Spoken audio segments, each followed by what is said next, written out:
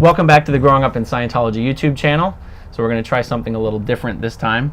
So I've been meaning to get my interview recorded for quite a while now. So originally the idea was that I was going to do Nick's interview, Nick was going to do my interview, Nick Lister, but Nick, he didn't move to Clearwater, so plans changed, right? So it's been a little while. And the original purpose of the channel is to interview people who grew up in Scientology during the era of David Miscavige. And the reason for that focus is because that is the current era, so it's the most relevant thing to discuss right now. But we had an idea that wouldn't it be really interesting to also compare the story of someone who grew up in Scientology during the era of David Miscavige to somebody who grew up in Scientology in the era that preceded David Miscavige. Mike, I'm not actually sure how many people know that you did grow up in Scientology as a child, right? Yeah, I did. So that's what we're going to do. We have a list of questions that we're going to go down, and we're going to just kind of discuss our answers to each question. So we're going to kind of interview each other at the same time. See how it goes. So, all right, great. So let's see here. The first question is, when did your parents get into Scientology? In around 1961. Okay. I was 6 years old at the time, and there was very little Scientology in Australia. LRH had just been in Melbourne delivering a congress, and then they went to Melbourne and they found out some stuff about it and came back. We lived in Adelaide and came back, and then sometime in the near, a few years subsequently, I guess the Adelaide org sort of formed.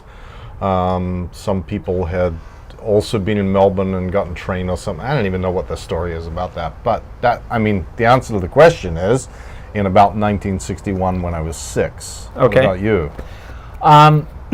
Similar answer, but different year. So shows you how old I am. Probably about 1986. Oh, I'm trying to think. 1986. I was 6 years old. See, look, we have that in common. Yeah. So let's see. Let me make sure. It was about 1986. So my mom got into Scientology. Her best friend at the time, Cheryl Scordato, got her into Scientology in Philadelphia, and she went into the Philadelphia org. And so at that time there was a nursery. There was actually a nursery in the Philadelphia org, and the staff and public who needed their kids taken care of during the day, they would just stay in the nursery. And there was a staff member who was generally assigned to be the nanny. It could have been worse. It wasn't great, but it could have been worse. And so, do you actually remember being 6 years old, and was there a full-blown org? Not do you remember being 6, but do you remember being 6 and going into an org or a mission or something like that? No. I remember it maybe when I was 8 or 9 or something like that. Yeah. And every school holiday period, like the 3 school holidays between terms or whatever you call Christmas them. or Christmas and spring. It's different. Christmas is the long holiday in Australia, and then April and August, sometime there, September. But in any event, in all 3 of those holiday breaks, I would go to the org and do a communications course, a children's communications course, with a bunch of other kids. There was about 6 or 7 other children of Scientologists. The community of Scientologists in Adelaide in the 1960s was maybe 20 people. And so those probably guys, more than there is now, but so maybe 20 people. So at that time, those 20 people, they all got into Scientology because of attending a congress that LRH did, or if they came from St. Hill in England, or they came from the U.S. St. Hill really wasn't. Yeah, St. Hill wasn't really St. Hill then, right? No, although the people that really started the Adelaide org, a guy called Wal Wilkinson and his brother Jim.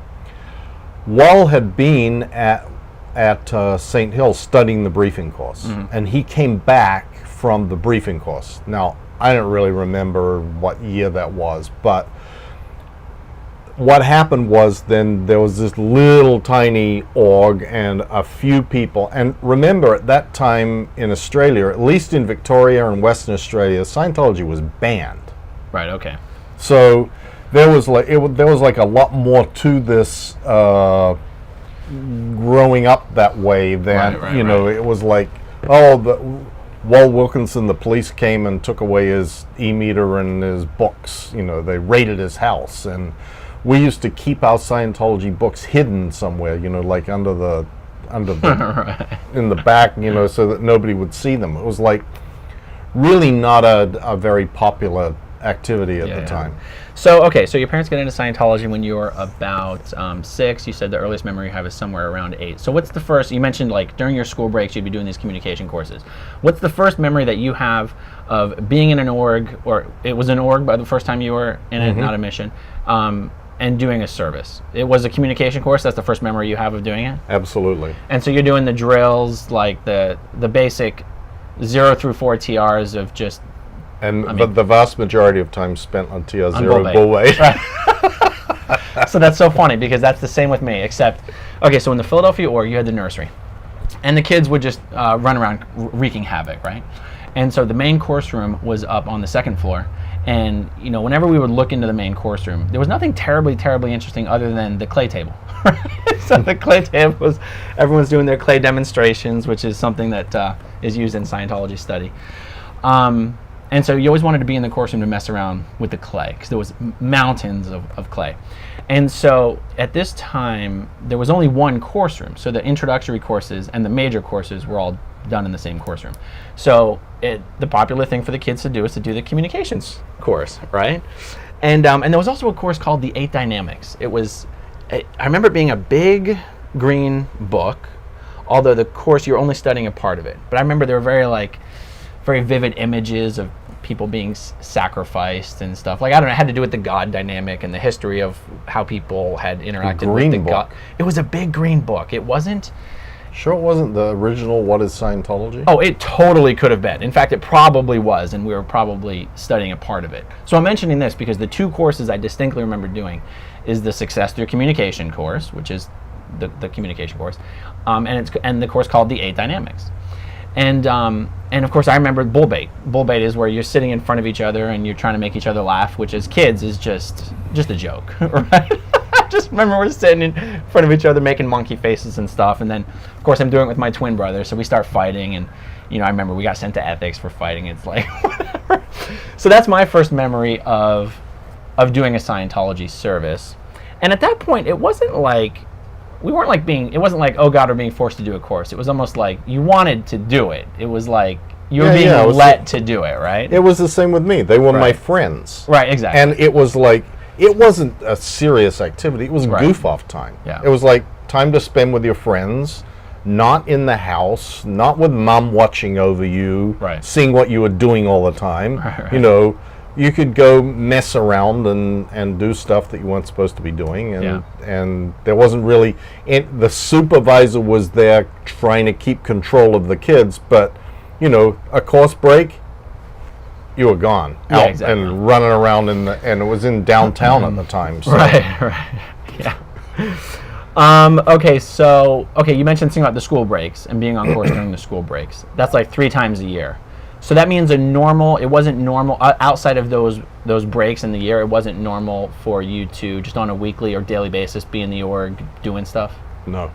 And that meant your folks weren't in the org doing stuff? I mean, they may have been, I don't really remember that, but by 1967, we went to St. Hill the first time.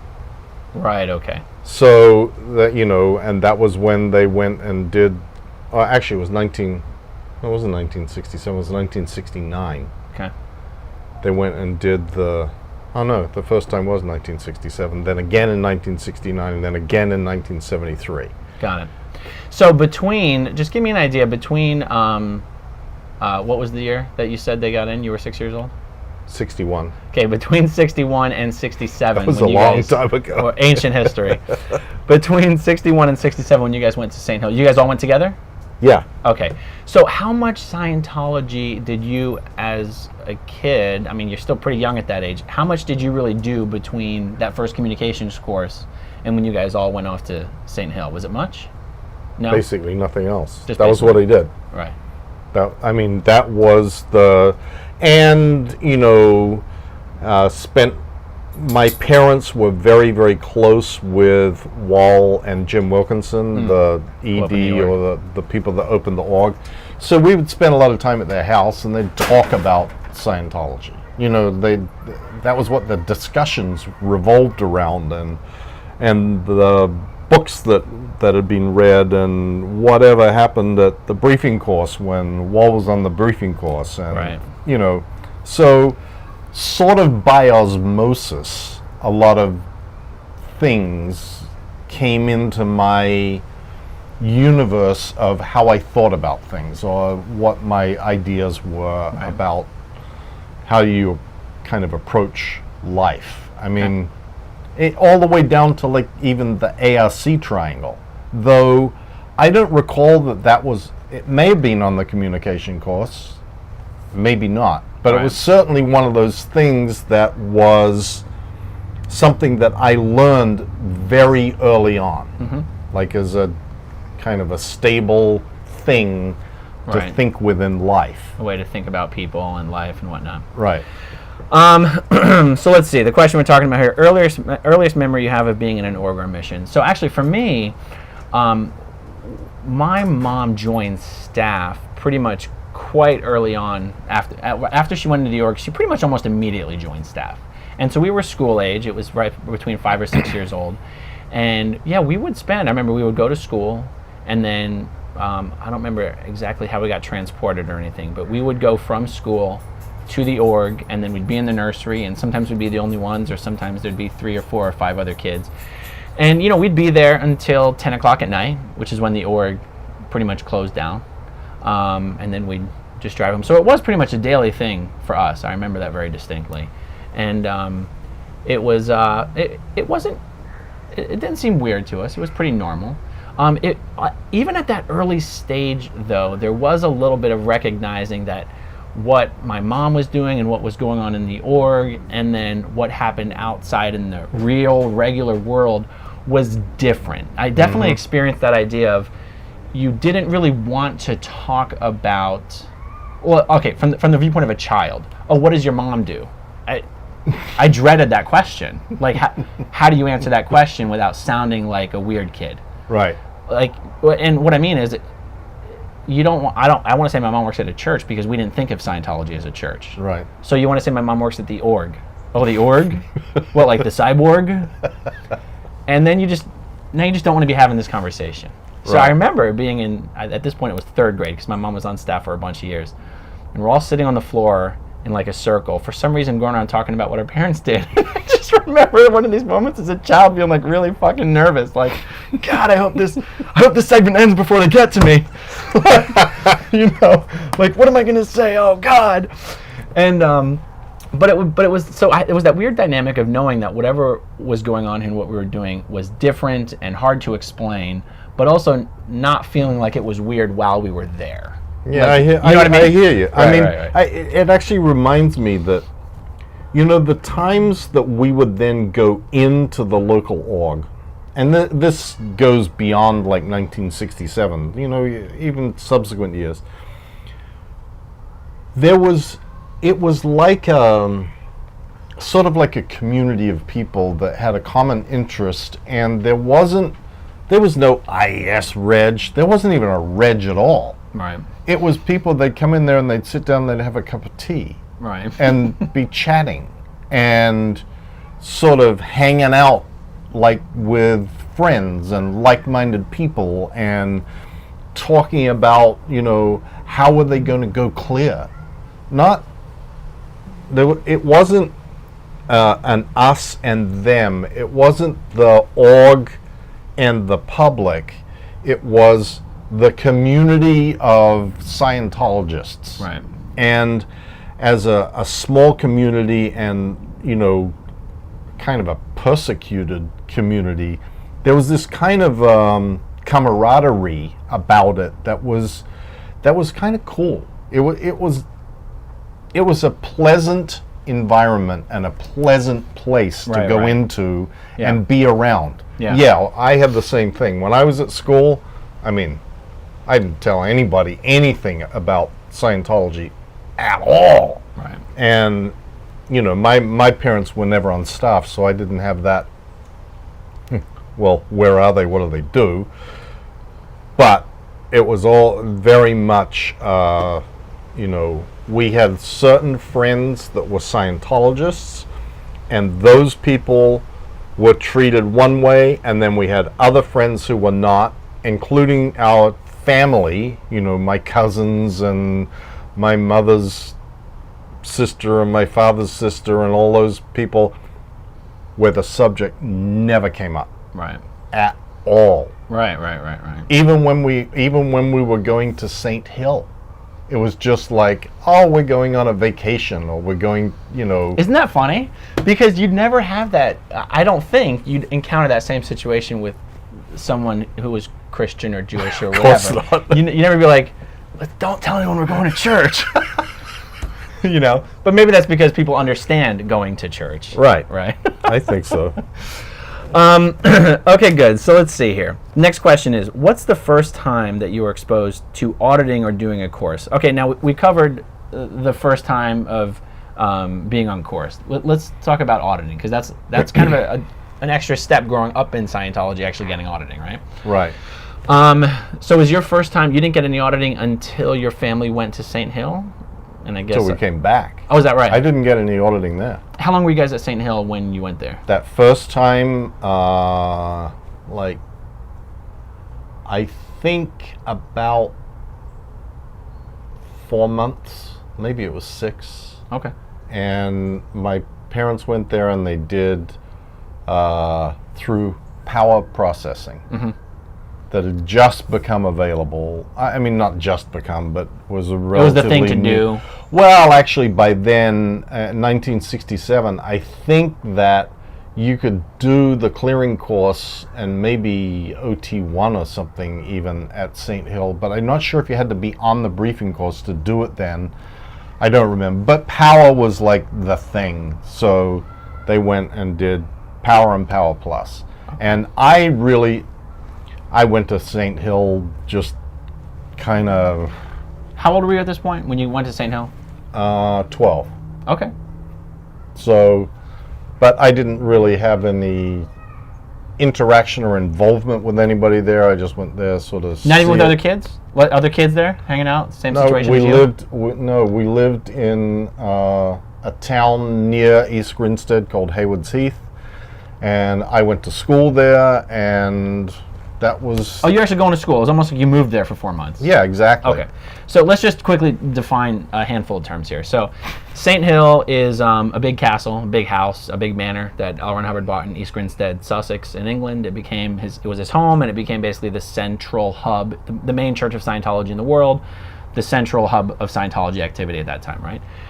The St. Hill Special Briefing Course was a course that was basically where you'd go to St. Hill, and LRH would personally deliver lectures every day and train people on the most recent auditing processes, and people would audit each other. And once you finished your little stint at St. Hill, you were kind of considered one of the more highly trained auditors in the world at that time, and you could go back to where you came from, and you were considered like that kind of the head honcho opinion leader, the guy who was sort of spearheading Scientology in your city whenever you went back. The people who did the briefing course usually went back and were the ones who either opened up or ran their local org. True? Correct.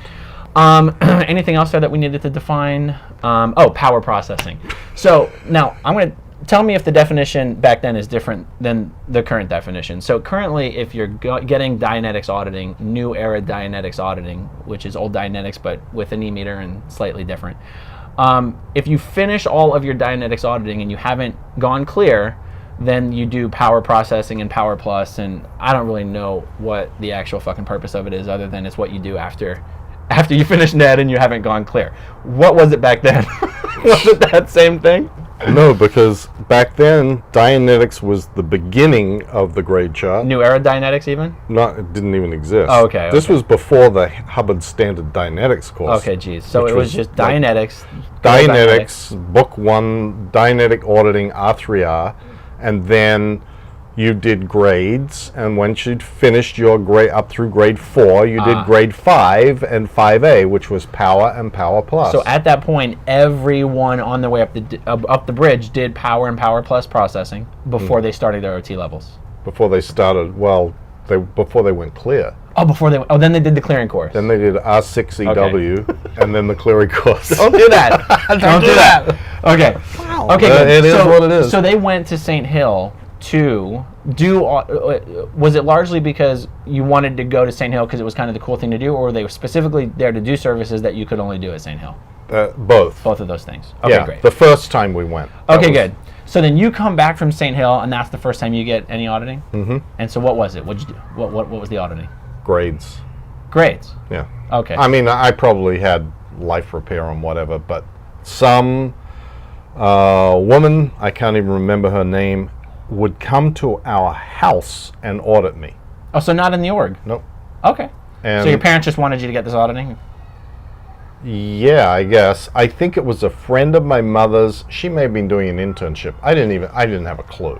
And part of this was that still in Australia at that time, being audited or conducting the practice of auditing was still a no-no. I mean, I don't know exactly how legal or illegal it was, but generally people used to do it not by going to the local org and there's a whole HGC. Right. They would just be around in their various spots doing their auditing. I get it. So she did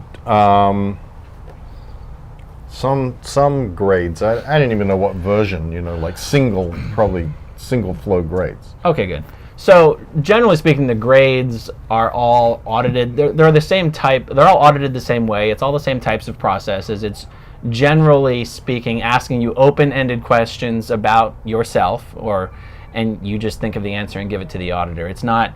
It's as close to, I don't know, my idea of what a therapy session might be like. I don't know. Yeah, a basic grades process would be, can you recall a time you felt affinity for someone? Yes, and then you say what it was, and great, thank you. Can you recall a time you communicated with someone? I mean, these would be like basic types grades process auditing questions. Right. Fairly simple and innocuous and sort of by subjects. By subjects, they're broken down in a series of steps of different subjects, handling communication, handling problems, So do you remember if at that time was doing the grades something you personally wanted to do, or was it like your parents wanted you to do and you were sort of neutral on it? Like, do you remember? Was it something like you know what I mean? Yeah, I do actually. It was my mother who was the sort of initiation of it. And she kind of said, look, maybe you'd like to try this. Maybe you will find something there that's good. Maybe it'll be helpful or enjoyable to you or whatever. And I was like, okay, I'll see. I was not very, I wasn't very committed to it. Okay. I was kind of, I wasn't resisting it. I mean, if I had resisted it, it wouldn't have happened. Right. Yeah, okay. Yeah, but I was not like, I wasn't doing it because I went, oh, I want auditing. Right. It was kind of like it just kind of happened. And do you remember how it went? Yeah, it went fine. It wasn't particularly remarkable one way or the other. Right. Like, subsequently, many years later, I redid all those grades, and I guess they were, whatever version at the time it was, they were quickie as hell. They didn't last, I think I might have spent 2 hours doing the whole thing. Right. But I redid them subsequently, and I probably of all the auditing that I ever had, those were the things that I found had the greatest lasting benefit in the real world. Right. Not just in your conception of what's happening or your theoretical ideas of, oh my God, I just realized this or I just realized that. More graspable, tangible things that I suddenly went, you know what? I really can. I can feel happy about communicating about this, or I really don't have to have a problem about that. And it actually changed. Yeah.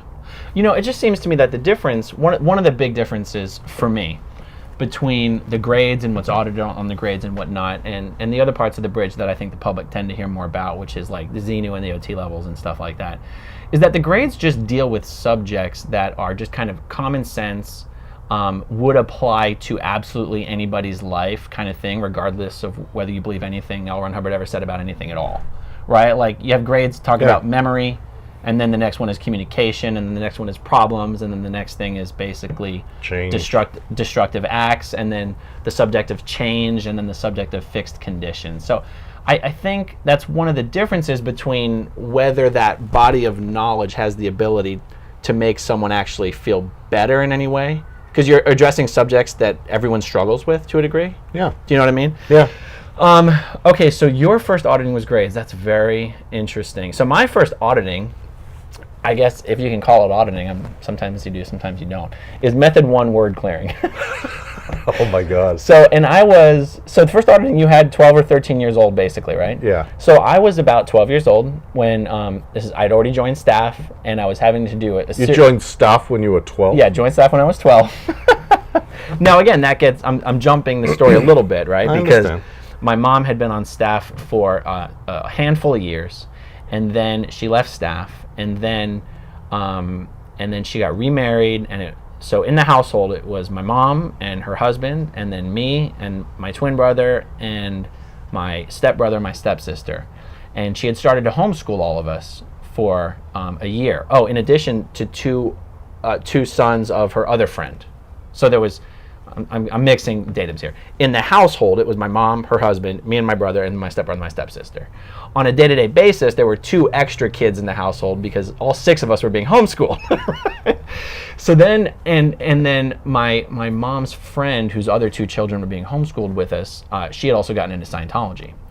So after the 1993 IRS event, my mom got all reinvigorated about wanting to be on staff again, and the idea was, wouldn't it be great? Like, how could she join staff again? And I guess her and her friend Bonnie DiMartino said, why don't we have all the kids join staff? That's what we did. Oh my God. All 6 of us joined staff. Now, the timing of it was perfect, because this is when, after the 1993 event, all of the orgs were told, okay, we're in this new era of expansion. Every org is putting 20 people into full-time training to be auditors. Well, most people didn't have like 20 staff members. Most orgs didn't have 20 staff members. And so the reason this was like a win-win for everybody is we were just going to go right onto full-time study. We didn't have to spend, normally to go on full-time study, you have to spend like 3 to 6 months or whatever actually doing a post, proving that you can work in an org. And we were able to skip that step, as a lot of kids did in this period. A lot of kids went right on to staff, skipped this step, went right into full-time training. So I was doing this small runway of courses to be eligible to go to FLAG for full-time training. And one of the courses was the Method 1 co-audit course. So Method 1 word clearing is basically, you have a list of subjects. I don't know, I'm going to just say 50 or 75 subjects. And you're holding the cans, and someone calls out these subjects on the e-meter. And long story short, you basically end up having to just look up the definitions of a lot of words that have to do with these subjects. Now, here's why this was important for me as a first auditing action. This is where I got indoctrinated as to what it took to complete an auditing action, and the significance of that is a little more than what that sounds. So there's this idea that you have to know how auditing works, or how an e-meter works. To a large degree, you have to know what's expected of you in order to provide what's expected of you, right? Now, and I'm talking about like what it means to finish a process. If you're trained and experienced in getting auditing, you know exactly what the auditor's waiting to hear. Right. And that's what it means to be a trained pre-clear. You know how to play the game. Now, that doesn't mean no one's had real benefits or wins from auditing. But the fact is, if you're trained what the auditor's looking for, you know what to give him. You're playing the game. Now, this was specifically applicable to word clearing and Method 1 word clearing, because a lot of what's considered the end phenomena of the process of Method 1 word clearing is not intuitive. It's not obvious. So what's supposed to happen is you're supposed to, let's say the subject navigation or boating reads on the e-meter. Then the next question is there any word in the subject of boating or navigation that you didn't fully understand? Well, I'm a 12-year-old kid who's never studied any of these damn subjects, right? So at first I'm like, yeah, no, that's not the right answer to get through the word clearing. So eventually I had to be like, oh, now I've got to think of a fucking word in boating or navigation I've never fully understood. So then we would clear up the definitions of the words, and now the needle on the e-meter is supposed to make a little motion that's called a floating needle. Well, I didn't know that. So I'd be like, okay, I'm done.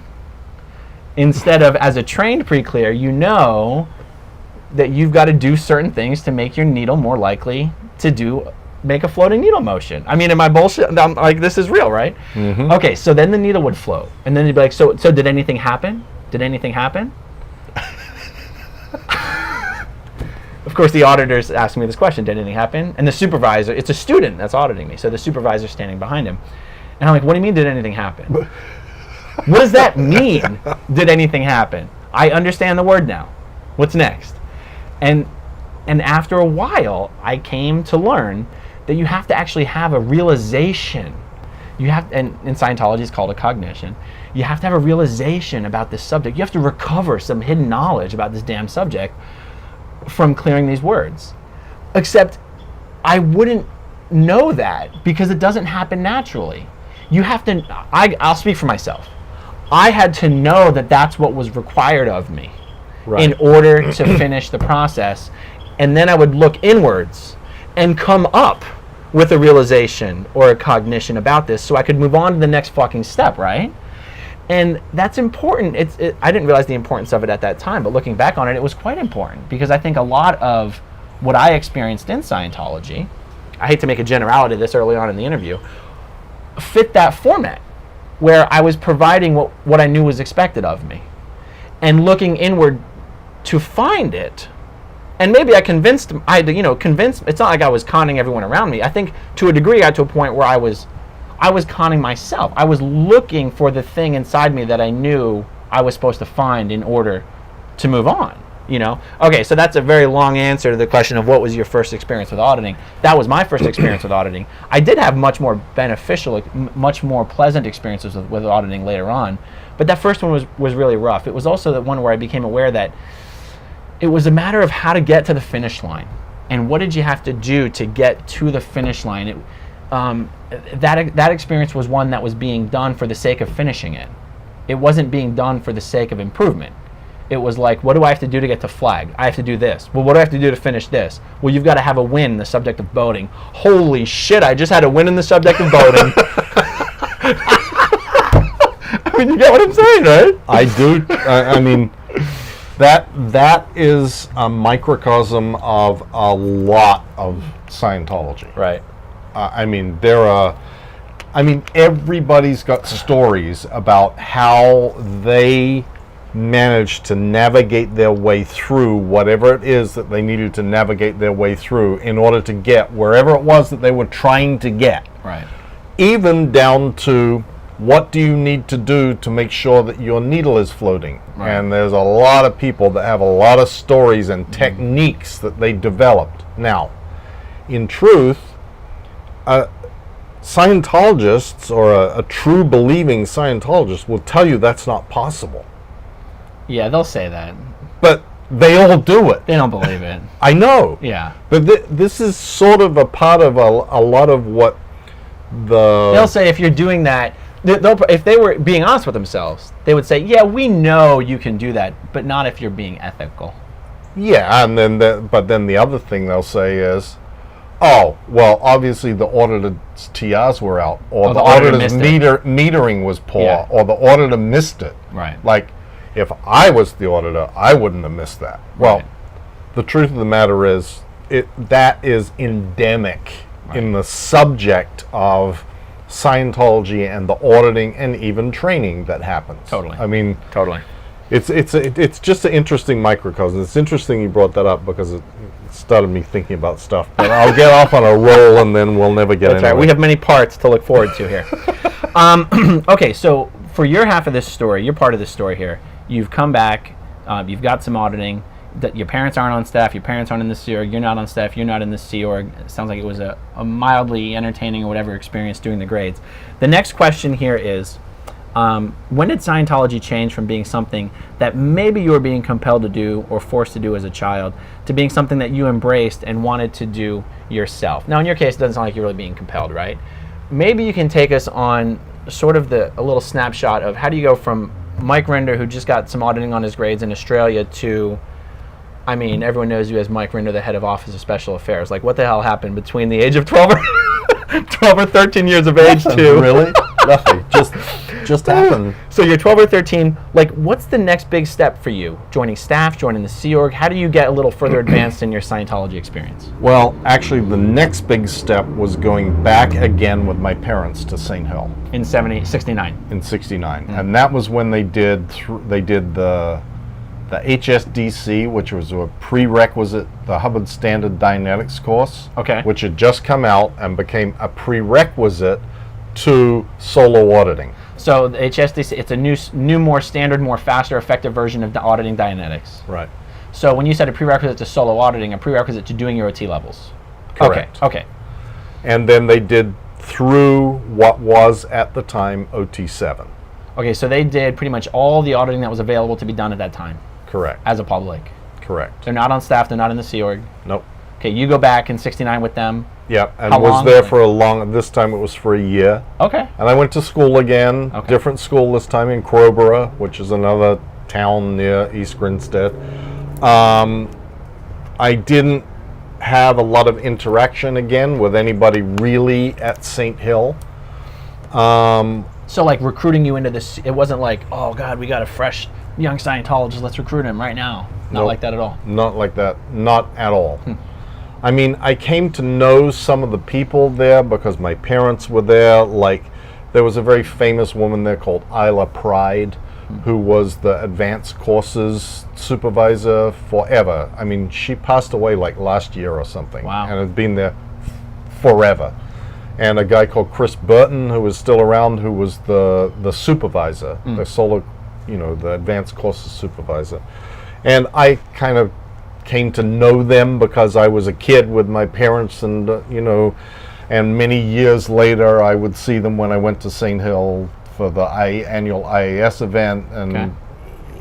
But I think that what really happened was I became more and more indoctrinated by example. I consider that my parents were very, very sane, that they were very successful in doing whatever they wanted to do. My dad was he was just an entrepreneur. He did anything. He went from managing companies to owning farms to having a travel agency to, restaurants, anything and everything. And he always had managed to make a good life. We had I lived an upper middle class life. I went to private schools. And I considered them to be friends as well as parents, like people that I enjoyed. Our family was very close. We spent a lot of time together. We went on trips together. It was like there wasn't ever even an idea of trying to escape my family or, now that I'm a teenager, I can get away. It just never even entered my mind. And I guess by their example, I became more and more convinced that Scientology was a good thing and a good thing for people. And by the time I was like 17 in my last year of school, and I'm thinking about, well, what am I going to do? Am I going to go to university? Or what, am I going to become a doctor? What am I going to do? I basically had decided that I thought it was pretty inevitable that I would join the Sea Org. So when your parents went to St. Hill in 69 and you're there for that year, does the Sea Org already exist? Yeah, the Sea Org existed. I mean, 'Cause that was in St. Hill 67, was Sea Org by then. Okay, so it was a Sea Org. Mm-hmm.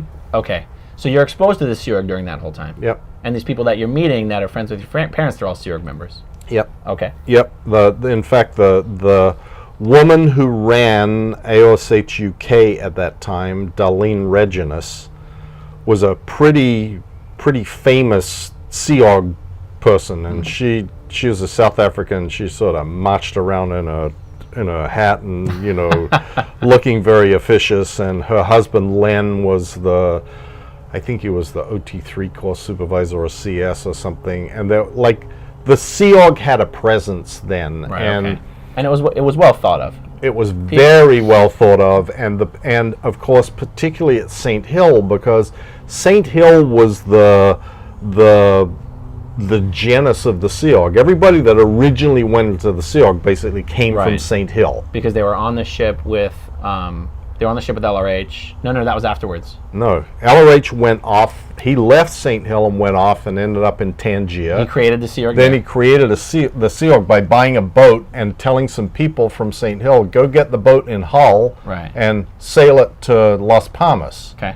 And that was the start of the Sea Org. And then at some point the Sea Org comes and takes over St. Hill, right? Yeah. Okay. Then, I mean, we didn't even we won't go get into all the history of the Sea Org. But that's why you're saying everyone who all the Sea Org members pretty much they were on the boat, but then they all were from St. Hill and expanded from there. Correct. Right. And then that advanced organization was established by the Sea Org. Got it. And that was what the Sea Org was. It was the advanced organization. So let me define a term real quick. So about 2 minutes ago you said AOSH UK. Right. So AO is advanced org, SH means St. Hill, and UK just means United Kingdom. So before the Sea Org came back to St. Hill, it was just St. Hill. Correct. When the Sea Org came back, they brought with them the OT levels. Correct. So it was now the advanced org and St. Hill, UK, AOSH UK. Correct. Okay, so I got off on that little digression by just clarifying whether your time in St. Hill was spent around Sea Org members. Yeah. So you came, you thought highly of them, set a great example for you at that time, or what? Yeah. Ever met a Sea Org member you didn't like up to that point? No. No. People weren't avoiding the Sea Org recruiter. They were competent and they were smart and they right. seemed to know what they were doing and they had a real purpose in life and they were, dedicated to helping people. And it's funny, I've been criticized by some for saying that generally, Scientologists, the run-of-the-mill Scientologists that you see around are good people. They are. Yeah. Their idea of what they are doing may be misguided, but the reason for doing it is very good. Yeah, I agree. And those people that were there did create an impression on me. Right. They created the impression that these were people that were really doing something to change the world for the better. Right. And that appealed to me.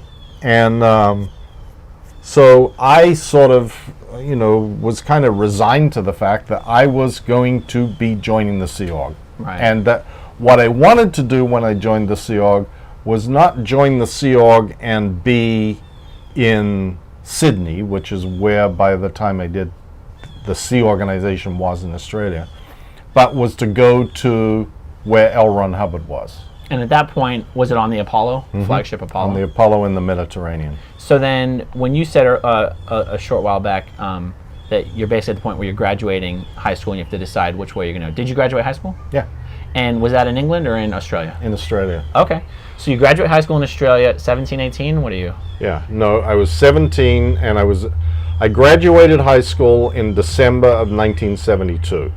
I turned 18 in April of 1973, and that was when I joined the Sea Org. So you joined the Sea Org. I can't resist asking for the nitty-gritty details. Do you sign up in Sydney and then you get sent off to the Apollo, or do you fly to England and sign up there, or you go to the ship? What do you do? Okay. I signed up, that was back in the heyday of the Tours Org, and the Tours Org was a part of the Sea Org that was sent, where people were sent around on tours to promote Whatever. Whatever.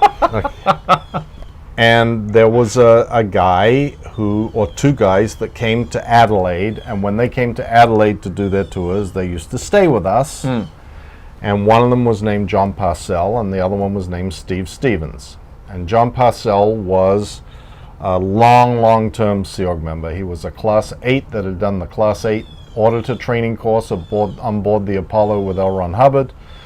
And Steve Stevens was this guy who was virtually a professional rugby player from New Zealand, whose family had founded Scientology basically in New Zealand. His mother was Phil Stevens, who became a very, very high-ranking person in the Sea Organization and worked directly with L. Ron Hubbard. They came, and right when I was turning 18, and there was like, okay, time, let's go. But they're the tour Zorg. Does that mean they're on tour from the flagship Apollo? No, from Sydney, from the from the Apollo Sydney in org. Sydney. Okay. No, There was throw around these terms, Mike. I know, but okay, it was the Continental flag, Management Organization in Sydney. Yeah, it was the liaison office for the flagship. So you got signed up in Sydney. How do you? Yeah, okay. But when I got signed up, I said, I'm only signing up with you guys if I can go to the Apollo. And they said, oh, great. There is a program right now where we are having to send people for training on what's called the Flag Executive Briefing Course. Okay. So we will send you. And you're 18. And I'm 18. And you just joining staff for the first time, and you go to the ship to do the Flag Executive Briefing. So I go, first of all, I go to Sydney, and I hang out there for a while, and then what happens is, actually, my parents decide that they're going to go back, because as is very typical in Scientology, great plans often fall apart because there's no money. Even though Scientology has got so much money it doesn't know what to do with it, if you want to buy toilet paper, there's no money. If you need to fly to somewhere, there's no money. But, I mean, that's a whole nother subject. Of course, now there's no money for me to fly to Flag. So technically, Sydney at this point is saying, you're going to go to the ship, you're going to do this course, but you're our staff member, you're coming back when you're done. Correct. But they don't have the airfare to send you to the ship. Correct. Okay. So then what happens? My father decides that he and the rest of the family are going to go back to St. Hill for something. I don't even know what it was at that point. Something. He says, oh, well, you're supposed to be going there. Why don't you come with us? So. And are you a Sea Org member? I'm a Sea Org member. Okay. So I went with them. We sailed on like a ship from Perth to Singapore and hung out in Singapore for a while, and then flew to London, and then I joined joined up with the Sea Org when we got to England. So technically, were you transferred? Were you now like a St. Hill staff member? I was there because that was the relay point to go to the Apollo, which at the time was in Portugal. I got it. That was the closest place. But then when I got to the United Kingdom, I was told, well, you can't go to the Apollo because you haven't done the Estates Project for us. Okay, right. So that's like Sea Org boot camp. Yeah. Okay. So I did that. And then I went to the Apollo, and then when I walked on board the Apollo, I said, okay, I'm here for the Flag Executive Briefing Course. And the person who was in charge of personnel on the Apollo, which happened to be Maria Starkey, Norman Starkey's wife, said, oh, no, change of plans. They traded you. You're ours now. You're ours now. That's so common. And you're going to be a deckhand. Nice. And I was like, were you wanting to stay on the Apollo? Oh, you weren't? No. Oh, so when you said, I'm going to sign up with you, but only if I can go where LRH is, not like to go work there forever, just to go sort of, put a toe in the water or something like that? Yeah, see what it was like. That's awesome. Okay, so now you're 18 years old, you're on the flagship Apollo, now you're flagship staff, and you're scrubbing decks. Awesome. That's it. Chapter 1 of Michael J. Rinder, the Sea Org member. Exactly. Okay, so good. What about you? All right, let's get into my answer. It's not going to be anywhere as cool as that. All right, how we doing on time? I don't know. Yeah, I don't know either. So we'll just keep going. You can answer this bit and then we'll be done. Okay, good. So let's see, what was the question? When did Scientology change from being something that maybe you were being compelled to do or forced to do as a child to being something that you embraced and wanted to do yourself? Okay, so it was around the same time where my mom joined staff, and we were all joining staff as well, and we were basically going to training to be full-time auditors. Right. We didn't know what the hell that meant, right? So I distinctly... I distinctly remember the conversations that we would have with our mom where she was kind of explaining what it meant. And I really remember the parts of these conversations where I'm sort of like psyching myself up and, trying to distill the explanations down to its most simple ideas and being like, trying to convince myself that would be fun. That would be something I could get into. Like, I had this idea that auditing was this big complicated thing, and it's like, okay, so it's really just asking questions? Okay, so asking questions and getting people to answer it, but the e-meters involved, and but just trying to put the pieces together as a 12-year-old of why I was doing this. Mm-hmm. It's not like I had anything else better to be doing. Right. As a 12-year-old, you got nothing else better to do, but I still wanted to get excited about it. And I remember getting to a point where I was at least getting excited about it. And even if it wasn't getting excited about being an auditor, I was psyching myself up to get excited to move to Florida and be studying full-time at Flag. And my God, I remember the day we got word that we'd finally been approved to go to Flag, right? So it means I'd finished the basic courses of a staff member. So there's staff status 1, there's staff status 2, there's the student hat, there's method 1 co-audit, and some other courses. And then you put a big request together and you send it to Flag so they say, yes, you can come. We were on the corner playing street hockey outside of our house in a church across the street with all the friends that I'd basically grown up with. And I've thought about this a few times since then. And somehow we got word that the approval just came in, which essentially meant we were now going to go home and pack and get ready to get on a frickin' plane the next day or whatever. And I was, at this point, however I'd psyched myself up about this opportunity, I was so elated. I was like, sorry guys, we're in the middle of a street hockey game, right? I was like, all right, man, sorry guys, gotta go. I mean, looking back on it, it seems a little weird. These were friends I'm actually almost never going to see again. And I didn't give a fuck. I'm not like saying it like it's some terrible thing. It's amazing looking back on it, though, as a 12-year-old, that however I'd psyched myself up for this opportunity was so more exciting and important than the friends I'd gone to school with, the only friends I knew in my life. And it was like, all right, guys, see you, man. It wasn't even like, oh, man, I'm never going to see you again. It was like, oh my God, we got approved. All right, Colin, let's go. Let's go. Get the fucking sticks. Get the balls. We gotta get home. We went home and we all packed and that was it. We were, we grew up in Malvern, Pennsylvania, and we packed everything up and got on a plane and flew to Florida. And the way we were doing it is me and my brother Colin and one other person. It might have been my stepsister Allie.